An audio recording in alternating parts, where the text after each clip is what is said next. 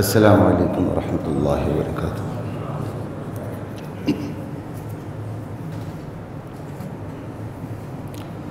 بسم اللہ والحمد للہ والصلاة والسلام علی رسول اللہ، اما بعد فاعوذ باللہ من الشیطان الرجیم، بسم اللہ الرحمن الرحیم۔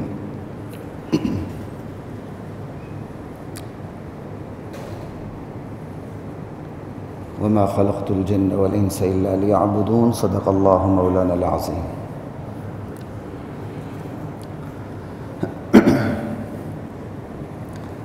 تاخیر کی بس کم سے کم ایک سے زائد وجوہات ہیں تھوڑی سی، تو درخواست یہ کرنی تھی کہ میری اپنی طبیعت برابر نہیں، میں نے گلے کو بڑا ہلکا سمجھا اور 2-3 مہینے سے گلے کا حشر نشر تھا، بس ایسے ہی دوائیاں چلتی رہیں تھوڑی بہت، اس نے پھر وہ انفیکشن ہو گئی دانتوں میں، کان میں، ابھی بھی میرا کان بند ہے، بہت تکلیف ہے، رات شاید 2 سے 3 بجے تک سویا ہوں، پھر صبح نماز کے بعد تھوڑی دیر لیٹا ہوں، تو بہت زیادہ تکلیف ہے مجھے، ایک تو اس کے لیے دعا کی درخواست ہے، اور دوسرا یہ کہ میری خالہ زاد بہن کا جوان بیٹا بالکل شاید میٹرک میں تھا، گلگت میں، وہ بڑے دریا میں، ہمارے ہاں چھوٹے دریا گرتے ہیں، ویسے میں اسے دریا کہہ رہا ہوں، ہمارے ہاں اس کو گا کہتے ہیں، جیسے پہاڑوں سے وہ چھوٹی چھوٹی ندیاں بنتی ہیں، تو ندیاں بنتے چھوٹی سے بڑی، بڑی سے بڑی ہوتی ہے، جو آخری بڑی ندی بنتی ہے جو ڈائریکٹ دریا میں آ کے گرتی ہے، اس کو ہماری زبان میں گا کہتے ہیں۔ اس کا پانی اتنا سپیڈی ہوتا ہے، گہرا نہیں ہوتا زیادہ، سپیڈ ہوتی ہے اس کی، اس میں بندہ ٹھہر نہیں سکتا، اس میں چٹانیں ہوتی ہیں، اگر کسی طرح بندہ اس میں چلا جائے تو اسباب کی دنیا میں بچنے کی کوئی صورت نہیں ہوتی، کیونکہ پانی اٹھا کے پتھروں پہ مارتا ہے، وہاں تیرنے کی بھی گنجائش نہیں ہوتی۔ تو بس یہ نوجوان بچے گئے تھے کزن وغیرہ جی، تھوڑی سی وہاں حبس ہے تو وہاں بیٹھ جائیں، بس بچہ پھسل گیا، 2 کزن پھسلے ہیں، ایک کو اللہ نے بچا لیا، دوسرا تو اللہ اس کی مغفرت فرمائے، پسماندگان کو صبر دے، 2 ہی بیٹے تھے، ایک بیٹا بیچارہ چلا گیا۔ اللہ اکبر کبیرہ، بس یہ دنیا بہت عارضی ہے، اللہ ہمیں تیاری کی توفیق عطا فرمائے۔ یہاں عمر رسیدہ موجود ہیں اور نوجوان تیزی سے جا رہے ہیں، کہ نا دنیا تیز ہو گئی ہے، میں ساتھیوں سے کہتا ہوں موت اس سے بھی زیادہ تیز ہو گئی ہے،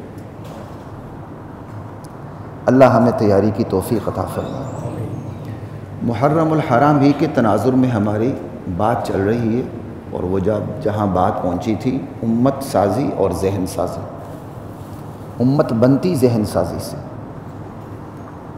یہاں تک کہ جو صحابہ نے کیلنڈر تجویز کیا حضرت عمر رضی اللہ تعالیٰ عنہ کے دور میں، اور اس کے بانی مبانی حضرت عمر خلیفہ ثانی ہیں، انہوں نے کیلنڈر بھی ایسا تجویز کیا کہ وہ کیلنڈر خود بتائے، وہ کیلنڈر خود ذہن سازی کا کام دے۔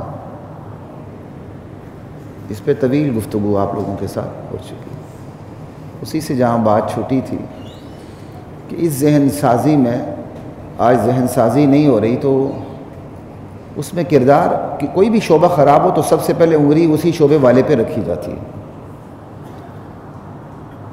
قانون کے شعبے میں خطائیں تو اس کا ذمہ دار ڈاکٹر تو نہیں ہے نا، قانون والے۔ اسی طرح اگر دینی شعبے میں کام نہیں ہو رہا تو سب سے پہلے ذمہ دار اس کے علماء ہیں۔ ہاں علماء تیار عوام سے ہوتے ہیں، پھر بات عوام تک جاتی ہے کہ وہ اپنی کون سی پود کو بیچتے ہیں عالم بننے کے لیے، اللہ کے نبی کا وارث بننے کے لیے۔ مجھے اجازت ہے جی، اچھا نہیں لگتا لیکن میری مجبوری ہے، ورنہ بیان نہیں ہو سکتا اس طرح مجھ سے، برا بھی لگتا جی، اللہ خوش رکھے، یہ آپ کا بڑا پن ہے۔ اللہ بہرحال جی، موت کی حقیقت جتنی سمجھ آئے نا، بندہ اتنا ہی جھکتا چلا جاتا ہے، اور جھکنا چاہیے، اس کے اختیار میں کچھ ہے ہی نہیں ہے۔ اب چھوٹی سی بیماری ہے، برداشت ہی نہیں ہو رہی، بات ہی نہیں ہو رہی۔ اللہ اکبر۔ آج امت سازی نہیں ہے کیونکہ ذہن سازی نہیں ہے، نہ ایجابی نہ سلبی، ساری باتیں ہو چکی ہیں۔ نہ ہم فتنوں کے مقابلے میں رکاوٹ بنتے ہیں، نہ جو خود اسلام کا بنیادی پیغام ہے اس کو اجاگر کرتے ہیں۔ کم سے کم اگر ہم ڈرتے ہیں، یار فتنوں کا نام لیا تو سب سے پہلے مائیں یہی تربیت کرتی ہیں، تیرا کام کی ہے آرام سے بیٹھ، سب سے پہلے مائیں روکتی ہیں۔ وہ ماں جرمن جانے سے نہیں روکتی، شکاگو کینیڈا جانے سے نہیں روکتی، وہ کیا کہتے ہیں، ڈونکی کہتے ہیں جو کشتی لگا کے جانا، نہیں روکتی، خود 25-30 لاکھ روپے خرچ کر کے موت کی کشتی میں ماں خود سوار کرتی ہے۔ اس سے بڑی اذیت کیا ہو خدا کی قسم۔ کیوں؟ وہاں نقد سودا نظر آ رہا ہے، جس کے لیے زندگی کو کشمکش میں ڈالنا بھی قبول ہے، اور وہ اسلام جو اس زندگی کی بھی گارنٹی دیتا ہے اور آنے والی زندگی فیوچر کی بھی، اصل فیوچر کی گارنٹی دیتا ہے۔ نہ نہ نہ نہ مسجد نہیں جانا، جانا ہے تو کسی سے بات نہیں کرنی، نماز پڑھنی واپس ہی دے گا۔ اس میں سب سے بڑا قصور اس منبر پر بیٹھنے والوں کا، انہوں نے ذہن سازی نہیں کی، انہوں نے آپ کو صرف میٹھے میٹھے بول سنائے، داد وصول کی، خوش کیا سب کو۔ اگر یہ داد وصول کرنی ہی زندگی کا مقصد ہوتا تو سب سے زیادہ داد کون سی ہستی وصول کرتی؟ جنہوں نے نبوت سے پہلے صادق و امین کی داد وصول کی، اور جنہوں نے صادق و امین کہا انہوں نے ہی پتھراؤ شروع کر دیا۔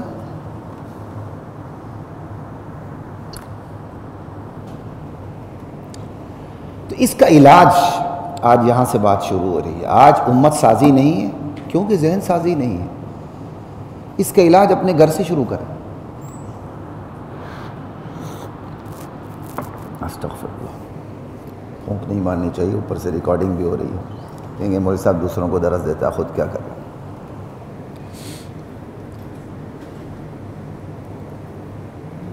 سب سے پہلے مداہن علماء، خاموش علماء، برائی کو دیکھ کر رد عمل نہ دینے والے علماء، ان سے اپنے آپ کو دور رکھیں، اپنے آپ کو ان سے، ان کو اپنے آپ سے دور رکھیں۔ یہ میں نے وہ جملہ بولا ہے جو عربی میں استعمال ہوتا ہے، شیر کہتے ہیں نا، ہم بار بار کہتے ہیں مفتی ایاک والحسد، اپنے آپ کو شیر سے، شیر کو اپنے آپ سے بچا لو،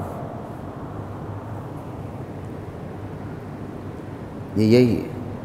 ان مداہن علماء سے، ان خاموش علماء سے، برائی کو دیکھ کر زبان سیکھے لب سیکھے بیٹھنے والے علماء سے دور رہے، فروعی مسائل میں الجھنے والے علماء سے دور رہے، اصولی مسائل پہ بات نہ کرنے والے علماء سے دور رہے۔ کیوں؟ یہ متعدی بیماری ہے، یہ سامنے والوں کا ٹیسٹ بدل دیتے ہیں، اور یوں ٹیسٹ بدل دیتے ہیں کہ بندہ کہتا نہیں یار، محبت محبت محبت، جوڑ جوڑ جوڑ، ہمارا اصول ہے، ہم مذمت کرتے ہی نہیں۔ اللہ کا بھی اصول ہے، برائی کی مذمت کے بغیر انقلاب آتا نہیں، اصلاح ہوتی نہیں۔ یعنی کتنی ڈنکے کی چوٹ پہ بندہ کہتا ہے ہمارا اصول ہے، ہم برائی کی مذمت نہیں کرتے۔ کہتا نیکی دبا کے کرو، اچھائی کا حکم اس زور سے کرو کہ برائی سے کی مذمت کی ضرورت ہی پیش نہ آئے۔ قرآن کو تو ویسے ضرورت پیش آئی ہے لوگوں کے لیے، امر بالمعروف الگ ہے اور نہی عن المنکر الگ ہے۔ اس پہ تو میں کئی دفعہ آپ سے بات کر چکا ہوں، انبیاء کو مار ہی نہیں عن المنکر پہ پڑی ہے، انبیاء قتل ہی نہیں عن المنکر پہ ہوئے، قومیں تباہی نہیں عن المنکر نہ کرنے کی وجہ سے ہوئی ہیں۔ معذرت کے ساتھ ہمارے تبلیغی ساتھی کھڑے ہوئے تھے، کل پرسوں بھی مسجد شہداء میں ایک بندہ کھڑا ہوا، مال جان کی قربانی، اپنے اوقات کی قربانی دیتے ہیں، اللہ برکت نصیب فرمائے، لیکن کئی باتیں غلط ہو جاتی ہیں۔ یہ ختم نبوت کے صدقے یہ کام ہمیں ملا ہے، وہ اللہ کے بندے نبوت کے صدقے یہ کام ملا ہے۔ ختم نبوت کا تو مطلب یہ ہوا کہ اوپر کسی نبی کا یہ کام تھا ہی نہیں، نبی کے بعد والوں کا۔ ہر نبی کے ذمے جس طرح ہر نبی کی امتیوں کے ذمہ جس طرح نماز فرض تھی، دیگر چیزیں فرض تھیں، اسی طرح اپنی ڈومین میں برائی سے روکنا بھی فرض تھا امت پر. ہر نبی قرآن پڑھے، اللہ کہتا ہے بنی اسرائیل تباہ اس لیے ہوئی، یہ ایک دوسرے کو برے کام کرتے دیکھتے تھے، روکتے نہیں تھے. لعن الذین کفروا من بنی اسرائیل علی لسان داود وعیسی ابن مریم ذلک بما عصوا وکانوا یعتدون کانوا لا یتناہون عن منکر فعلوہ. ایک دوسرے کو برائیوں سے نہیں روکتے تھے. قرآن تو زوال کی وجہ یہ بتاتا ہے کہ وہ برائیوں کی مذمت نہیں کرتے تھے، روکتے نہیں تھے، اور آپ کہتے ہیں ہمارا اصول ہے. یہ میں کسی جماعت کی بات نہیں کرتا، فرد کی، افراد کی بات ہو رہی ہے.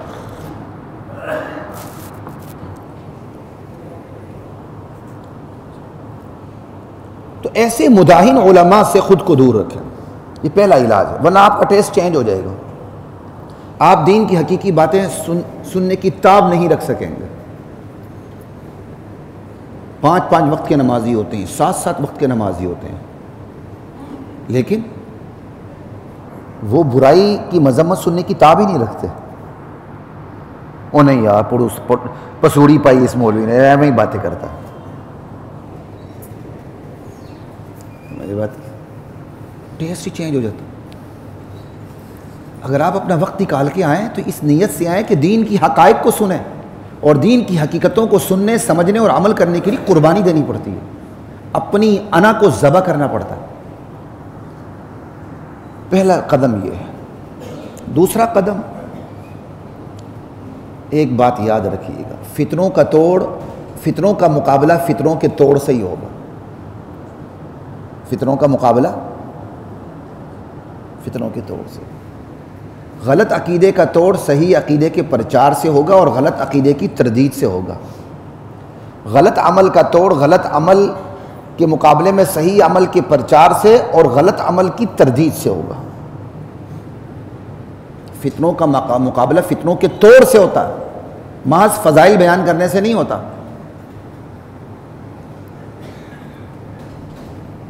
اللہ کے نبی نے تبلیغ کی ابتدا ہی فتنوں کے توڑ سے کی ہے.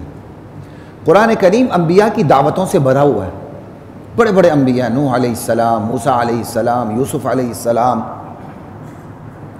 گزشتہ امتوں کے بڑے بڑے انبیاء جو ہیں، انہوں نے اپنی امتوں کو دین کی دعوت کیسے دی، آغاز کہاں سے کیا، ان کا نقطۂ آغاز کیا تھا. آپ پڑھیے گا، آپ کو سمجھ آ جائے گی.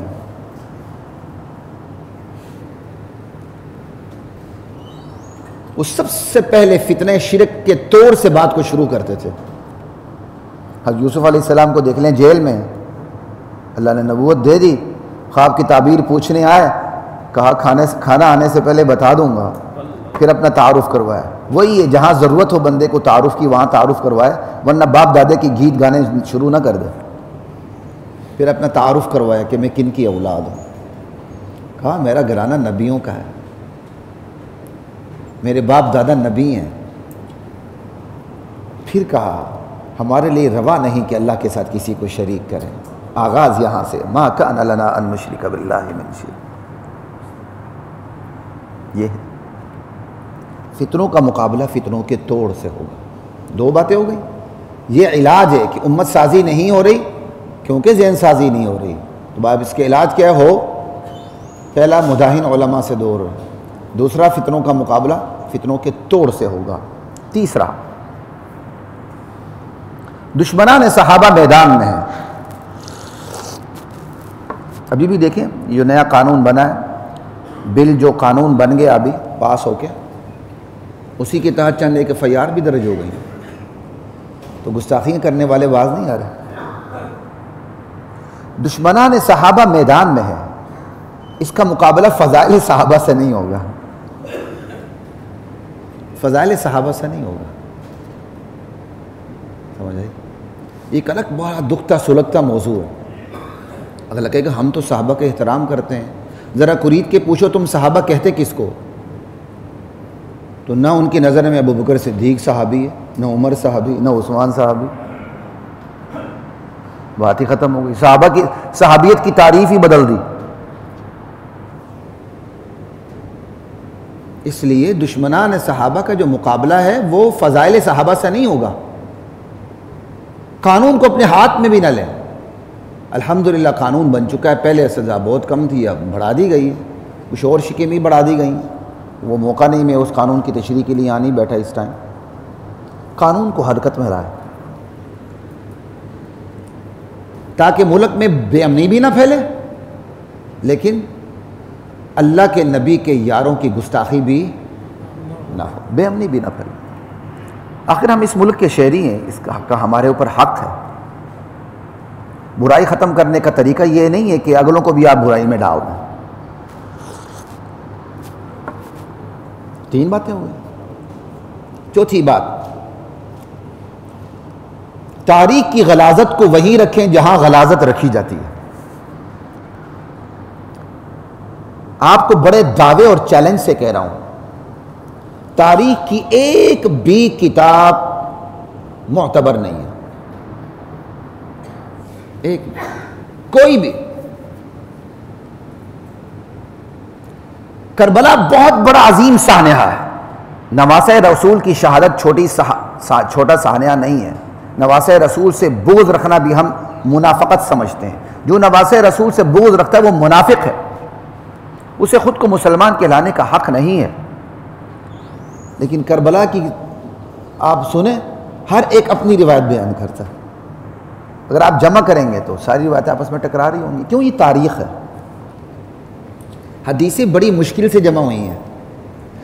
حدیثیں جو جمع ہوئی ہیں ان میں بھی چھان پھٹک کرنی پڑتی ہے. صحیح حدیثوں میں بھی آپ کو کئی دفعہ من گھڑت باہر نکالنی پڑتی ہے. علماء کی اس پر زندگیاں لگ گئیں، فقہاء کی زندگیاں لگ گئیں، محدثین کی زندگیاں لگ گئیں.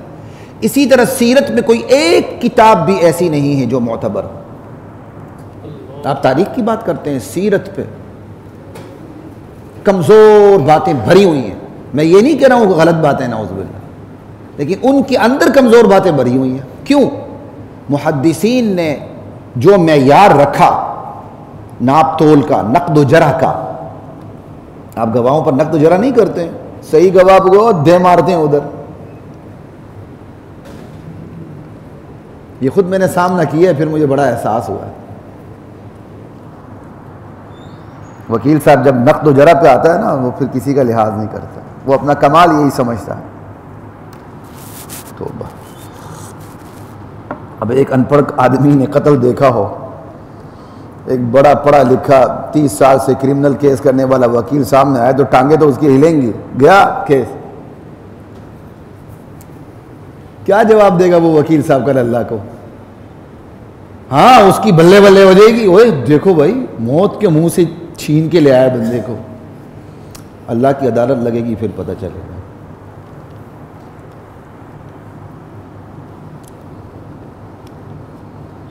تاریخ کی غلاظت کو اسی جگہ رکھیں جس جگہ غلاظت رکھی جاتی ہے، اور غلاظت کی بہترین جگہ گٹری ہوا کرتا ہے. خیر، سب کی یار مدد کی ضرورت پڑ گئی ہے. میں نے کہا بھی تھا کوئی ہمارے ڈپارٹمنٹ سے بات کی جائے. یار خیر صاحب، آپ میری آواز سن رہے ہیں تو آئیں ذرا یہ اسپیکر کو، مائک کو ٹھیک کریں. چلیں اس وقت تک میں سے اوہو گزارا ہو گیا.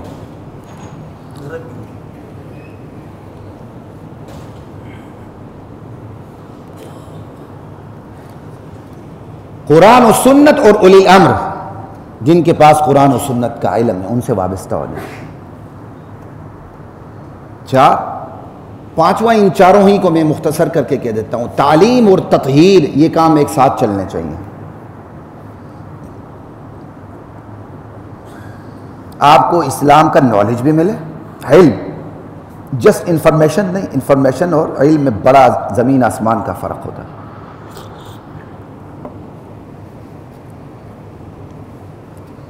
تعلیم اور تطہیر، ایک طرف علم ہو، دوسری طرف فتنوں کی تطہیر ہو. یہ کام اپنی اولاد میں بھی جاری کریں. اس کا طریقہ یہ خلوت میں، جلوت میں، انفرادی، اجتماعی. انبیاء کا یہ طریقہ کار تھا. سورہ نوح پڑھ لیں آپ. حضرت نوح علیہ السلام نے بڑے سمرائز کرتے ہوئے اپنے 950 سال کی کارگزاری اللہ کے سامنے رکھی. اس میں یہی 4 چیزیں ہیں کم و بیش. یا اللہ میں ان کو جلوت میں بھی، سرعام، خلوت میں بھی، تنہائیوں میں، انڈیویجولی بھی، انفرادی سطح پہ، اجتماعی سطح پر بھی، بندوں کو لے کے علیحدہ بیٹھ جانا، اجتماع کرنا، تنہائی میں بیٹھنا، ہر طریقہ میں نے ان پر آزمایا۔ آپ کئی دفعہ دیکھتے ہیں بچہ بگڑنے لگتا، وہ سوچ سمجھ کے اس کی سائیکی کو دیکھ کر اسے احساس دلائیں اور اسے بٹھائیں، اس سے پھر سمجھائیں بیٹا یہ گود میں جو تمہیں نعمتیں ملی نا یہ مفت میں نہیں ملی، اللہ کا انعام ہے، بے قدری کرو گے کچھ بھی نہیں ملے گا۔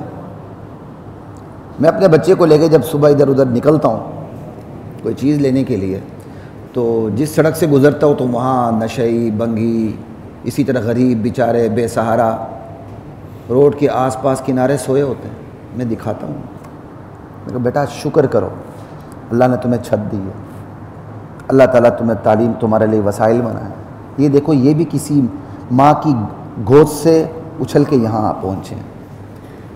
کنونس کرے اپنے بچوں کو کہ ان کے اندر عاجزی پیدا ہو، اپنے گھروں میں مجلسیں برپا کریں، بتائیں ان کو، آپ نہیں بتائیں گے شیطان بتا دے گا، جب شیطان بتا دے گا اولاد قابو میں۔ دارالعلوم دیوبند کے بانی مولانا قاسم نانوتوی رحمہ اللہ، ان کا غالباً پڑپوتا ہے یا پڑنواسا ہے، ایسا کچھ ہے، اب میں اس ایکٹر کو نہیں جانتا، پاکستان کے ایک مشہور ایکٹر ہے، وہ ان کا پڑپوتا یا پڑنواسا ہے۔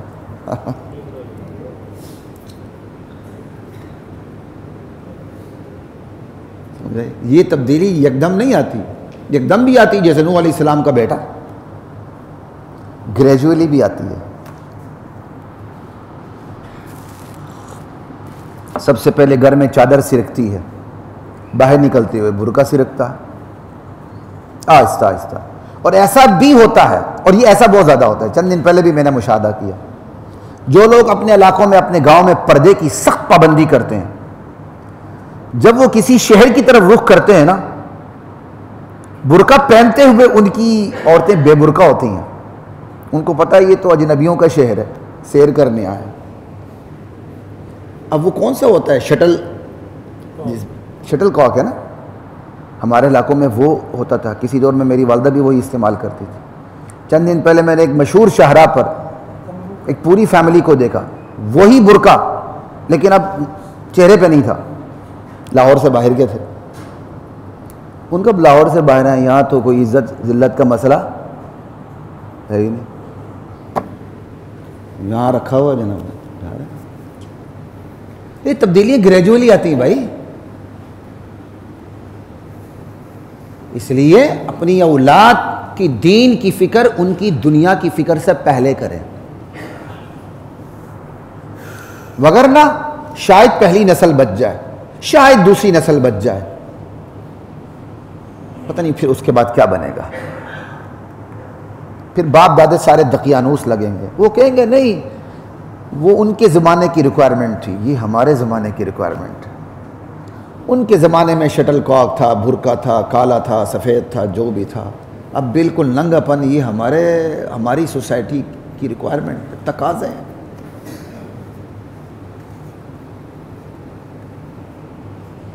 میں ایک بڑی یونیورسٹی میں پڑھاتا رہا ہوں، تو وہاں بسا اوقات بیٹیوں سے ان کی مائیں ملنے آتی تھی، تو صبح ٹیچر سے بھی ملنے آ جاتی تھی وہ مائیں، خالص دیہاتی لباس میں، تھوڑا بہت انہوں نے اپنا آپ کو کیا ہوتا تھا، پتہ چل جاتا تھا کہ بھائی، اور اس بیٹی کو دیکھیں جو اس یونیورسٹی میں پڑھ رہی ہے، وہ 360 ڈگری بالکل اس کے مخالف لباس میں۔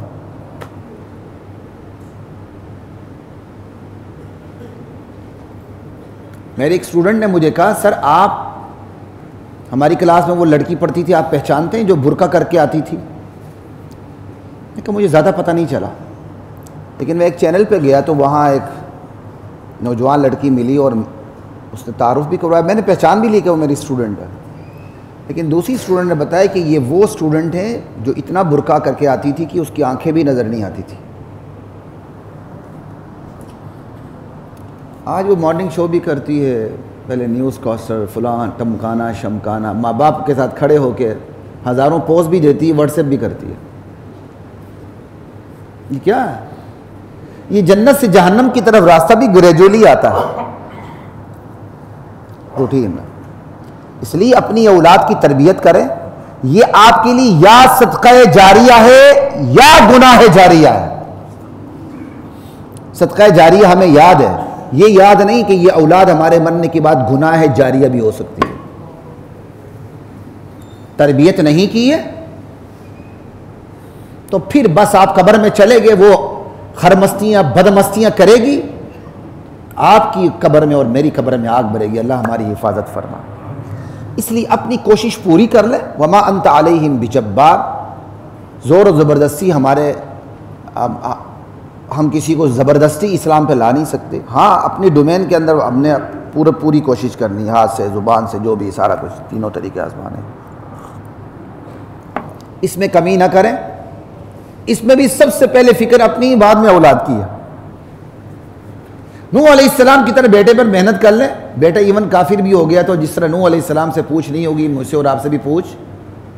اگر محنت نہیں کی ہے، دنیا کی بڑی محنت کی ہے، آپ چھوٹے وکیل تھے، آپ کا بیٹا بڑا وکیل بن گیا، آپ چھوٹے ڈاکٹر تھے، آپ کا بچہ بڑا ڈاکٹر بن گیا، آپ چھوٹے جج تھے، آپ کا بچہ بڑا جج بن گیا، آپ چھوٹے آفیسر تھے، آپ کا بچہ بڑا آفیسر بن گیا، اور ذرا پگ شگ آپ کی اونچی ہو گئی، دنیا کی ذرا اٹھان ہو گئی، تو 5-10 سال بعد مرنا پھر پتہ چل جائے گا.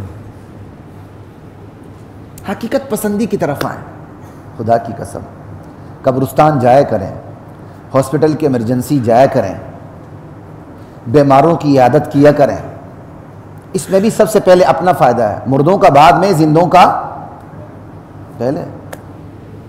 یہاں تک کہ آپ روضہ رسول پہ بھی جاتے ہیں تو کیا پڑھتے ہیں؟ آپ حضور سے مانگتے ہیں کہ حضور کے لیے دعا کرتے ہیں. کتنی بڑی حقیقت ہے. اللہم صلی علی محمد. اللہ سے حضور کے لیے رحمت مانگتے ہیں. ہم قبرستان میں بھی جاتے ہیں تو آپ قبرستان والوں سے مانگتے ہیں یا ان کے لیے دعا کرتے ہیں؟ السلام علیکم یا اہل القبور. اور لوگوں نے یہاں لطیفے بنا دیے، وعلیکم السلام یا عبد الشکور. دوڑے لگ جاتی ہیں. ہم نے قبرستان کو بھی ٹک ٹاک کا مرکز بنا دیا.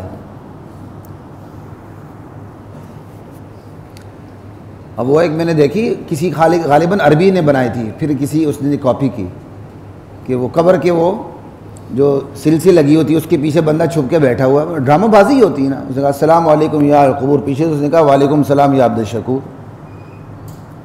لوگوں نے اس پہ ٹک ٹاک بنا دی جناب.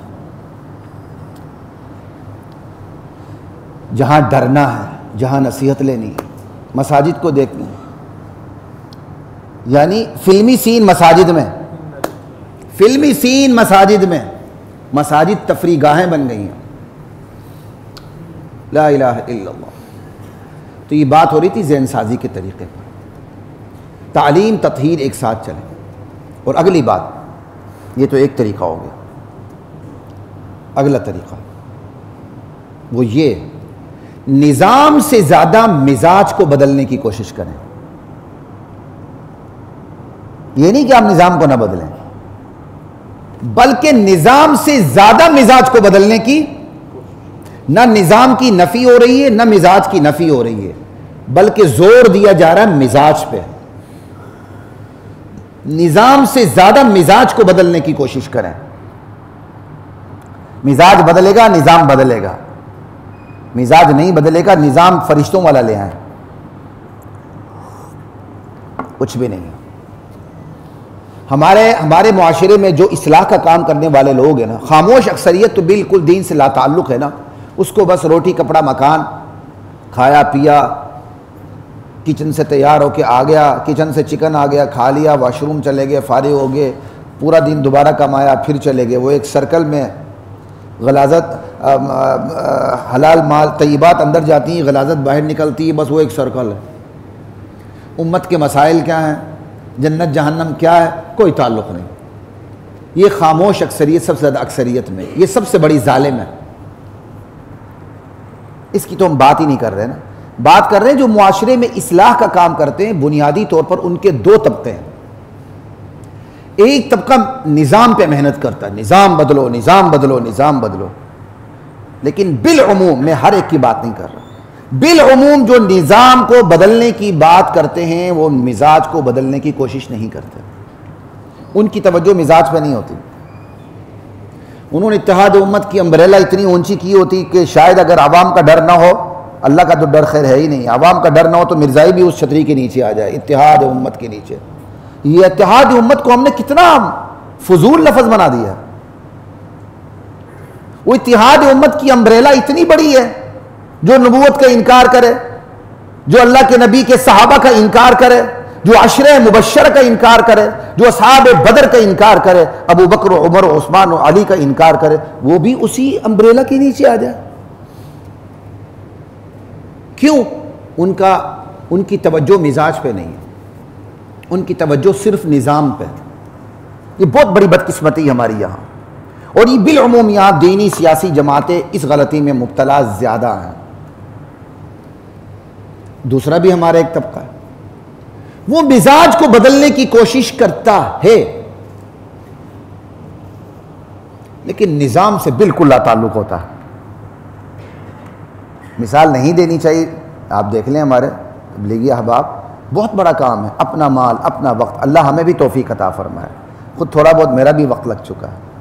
ہم جو اگر کرٹیسائز کرتے ہیں کبھی کبھار اصلاح کی نیت سے کرتے ہیں، ان کا سارا زور صرف مزاج پر ہے، نظام پہ ہے ہی نہیں ہے۔ حالانکہ مزاج اور نظام پہ بیک وقت توجہ دینی ہے، لیکن توجہ زیادہ مزاج پہ دینی ہے۔ کیوں؟ نظام اور مزاج میں سے بنیاد مزاج ہے، نظام اس کی عمارت ہے، مزاج اس کی بنیادیں ہیں۔ مزاج کو بدلنا ہے آپ نے، مزاج کو بدلنے سے نظام بدلتا ہے۔ نبی علیہ السلام نے مکہ مکرمہ میں ساری محنت مزاج پہ کی تھی، ڈائریکٹلی آپ نے وہاں نظام بدلنے کی محنت نہیں کی، انڈائریکٹلی وہ ایک الگ بات ہے۔ پورے مکہ مکرمہ میں 13 سال کم و بیش آپ نے براہ راست جو محنت کی وہ مزاج کو بدلنے کی۔ جب مزاج کی بدلی ہوئی ایک اچھی جماعت تیار ہو گئی، اس کو لے کے آپ مدینے پہنچے، اور اسی زور پہ اسی مزاج کی بنیاد پہ نظام بدلا۔ کوئی سمجھ آ رہی ہے؟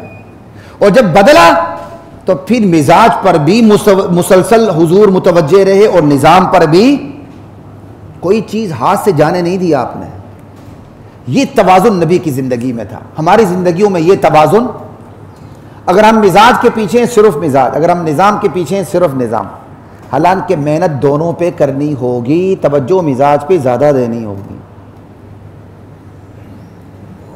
یہ وہ باتیں جو میں نے اور آپ نے اپنے گھر میں بھی کرنی ہیں۔ گھر بھی تو ایک چھوٹی ریاست ہے نا۔ ہم جو اتنی ریاست کے بارے میں بڑی بڑی باتیں کرتے ہیں، ریاست میں سود کیوں ہے، فلاں کیوں، ٹمکانا کیوں ہے، شمکانا کیوں ہے، اچھی بات ہے۔ یہ اللہ نے ہمیں انعام دیا ہے کہ ہم اپنی ریاست میں بیٹھ کر غلام نہیں ہیں، ہم اپنی ریاست والوں کو کرٹیسائز کرتے ہیں اور ریاست والے سنتے ہیں، اور ان کو سننی بھی چاہیے، وہ ہم پر احسان نہیں کرتے ہیں۔ یہ ہمارا احسان ہے ان کے اوپر کہ ہم کرٹیسائز کر کے ان کو صحیح راستہ دکھا رہے ہوتے ہیں، لیکن یہ اللہ کی بہت بڑی نعمت ہے جو بڑے بڑے عرب ممالک میں بھی یہ نعمت حاصل نہیں ہے، وہ تو غلام ہے۔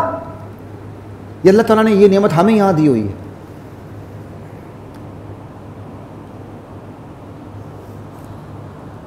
اللہ اکبر۔ تو مزاج اور نظام پہ محنت ایک ساتھ رہے گی۔ ہاں بات وہی کر رہا تھا، ہم بڑی بڑی ریاست پہ بات کر دیتے ہیں، لیکن ہماری گھر کی چھوٹی سی ریاست میں اسلام کیوں نہیں آتا؟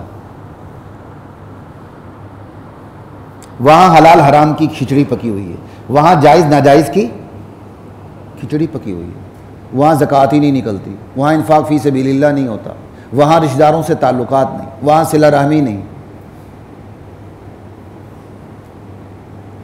کیوں نہیں ہمارے گھر کی چھوٹی سی ریاست پوری مدینے کی ریاست بنتی؟ یہ تو ہماری ذمہ داری ہے نا۔ اللہ مجھے بھی توفیق عطا فرمائے، اللہ آپ کو بھی توفیق عطا فرمائے، اپنے گھر کو بدلیں۔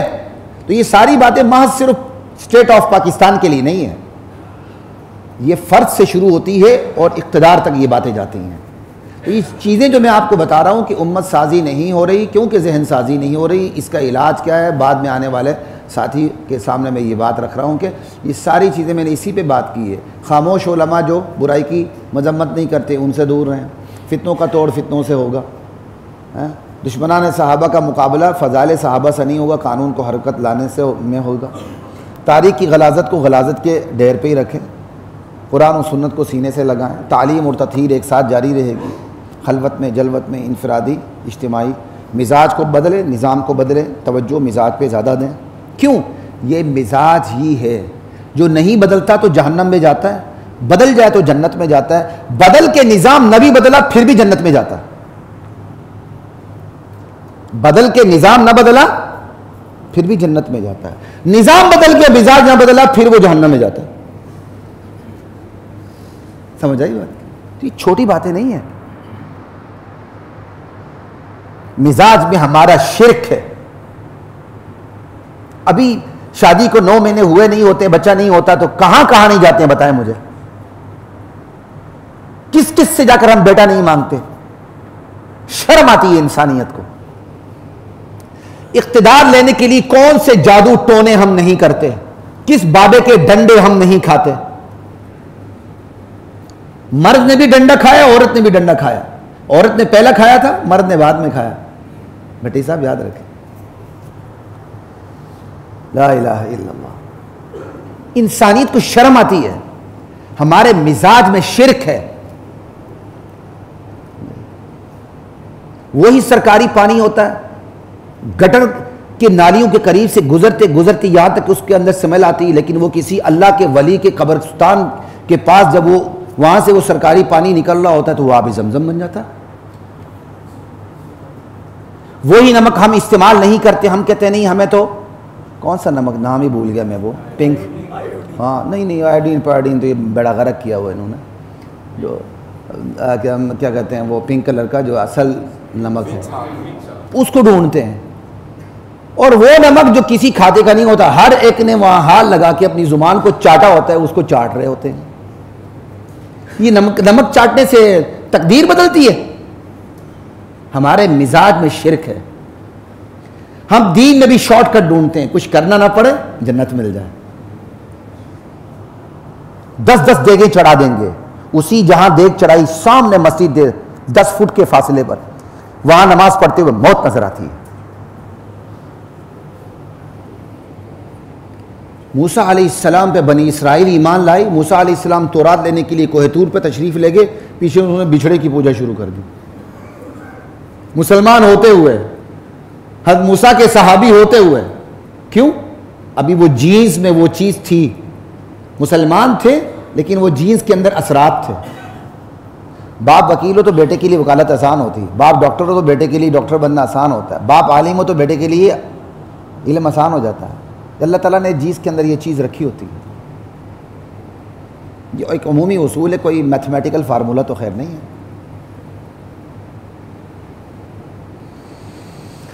لا الہ الا اللہ۔ تو وہی جینز تھی کہ وہ بچھڑے کی پوجا انہوں نے شروع کر دی اللہ سمجھ کے۔ ہمارے مزاج میں شرک ہے، ہمارے مزاج میں بدعات ہیں۔ جب تک سنت کی حدود سے اپنے قدم باہر نہ نکالیں ہمارا اسلام مکمل ہی نہیں ہوتا۔ ہمارے مزاج میں بغض صحابہ ہے۔ نبی نے جن یاروں کے بارے میں بشارتیں دیں، جن کے گھروں میں اپنی بیٹیاں دیں، جن گھروں سے بیٹیاں لیں، ان پر ہم تنقید نہ کریں، ہم مسلمان ہی نہیں ہوتے۔ شرم نہیں آتی ہمیں؟ ہمارے مزاج میں انانیت ہے۔ ہم دین بھی لینا چاہتے ہیں، مولوی صاحب سے نہیں، سوٹڈ بوٹڈ سے۔ یہ میں آپ کو پہلے بھی بتا چکا ہوں، 10-12 سال پہلے مجھے بھی ایک دفعہ پیشکش ہوئی تھی ایک بڑے چینل پہ، کہتا آپ اپنا گیٹ اپ چینج کر دیں، 100 چینل میں آئیں گے۔ آئے نبی کی سنت میں گیٹ اپ چینج کر دوں؟ اس وقت میں نے مذاق سے کہا تھا، بلکہ ذرا غصے میں آ کر کہا تھا، میں کہا تم جن اینکروں کو بلاتے ہو، بلکہ میں نے ایک مرحوم اینکر کا نام بھی لیا تھا، میں کہا وہ تو جب تک اوپر پینٹ نہ کروائے وہ کیمرے کا سامنا نہیں کر سکتا، آج تک میں نے میک اپ نہیں کروایا، تمہیں اور خوبصورت اینکر اور کیا چاہیے؟ اور تم کہتے ہو گیٹ اپ چینج کرو۔ جب تک ان کی ڈینٹنگ پینٹنگ نہ ہو یہ سامنے نہیں آ سکتے. ہم دین بھی لینا چاہتے ہیں بے دین سے. ہمارے یہاں بہت سے پی ایچ ڈی اسکالرز ہیں جو یہودیوں سے پادریوں سے پی ایچ ڈی کر کے آتے ہیں. یہ آپ کو میں بتا دوں, اور وہ بڑے ہوشیار ہیں. وہ جب پی ایچ ڈی کرواتے ہیں نا تو بالعموم گمراہ کر کے پھر سٹیمپ لگا کے بیچتے ہیں. پادریوں سے پی ایچ ڈی کر کے آتے ہیں. وہ ٹاپک ہی آپ کو ایسا دیتے ہیں, اس ٹاپک پہ ریسرچ کرتے کرتے کرتے کرتے کرتے وہ آپ کو برین واش کرتے ہیں. جب دیکھتے ہیں پاکستان کے لیے ایک اسکالر تیار ہو گیا ہے تو پھر وہ پلانٹ کرتے ہیں, چلو جی اب جاؤ کام کرو. صلیبی جنگیں تو ہماری درسگاہوں میں لگی ہوئی ہیں, ہم صرف سرحدات پہ دیکھتے ہیں. صلیبی جنگ تو نہیں ہے. صلیبی جنگ تو کب سے ہو رہی ہے نظریات کی. اس پر عرب علماء نے بڑا کام کیا. تو یہ مزاج چھوٹی بات نہیں ہے. اس لیے اللہ کے نبی نے توجہ سب سے پہلے مزاج پہ مرکوز کیا. اس سے شرک نکلے, اس سے بدعت نکلے, اس سے جو میرے ساتھی بنے ان کے بارے میں بغض نہیں آنا چاہیے. اور باقاعدہ اللہ کے نبی تنبیہ کر کے گئے, میرے بعد میرے ساتھیوں کو تنقید کا نشانہ نہ بنانا. انانیت نکلے, انا پرستی نکلے. ابو جہل جانتا تھا محمد رسول اللہ سچ بولتے ہیں, اس کی انا اس کے اسلام میں رکاوٹ بن گئی. اس کی نام نہاد ایگو, اس کی نام نہاد سرداری, یہاں تک کہ مرنے لگا تھا. جب مرنے لگا اس کی, جب عبداللہ بن مسعود اس کی گردن کاٹ رہے تھے رضی اللہ عنہ, تو اس نے کہا تھا نیچے سے کاٹنا, اوپر سے نہیں, تاکہ جب گردنیں سامنے پڑی ہوں تو پتہ چلے کسی سردار کی گردن ہے.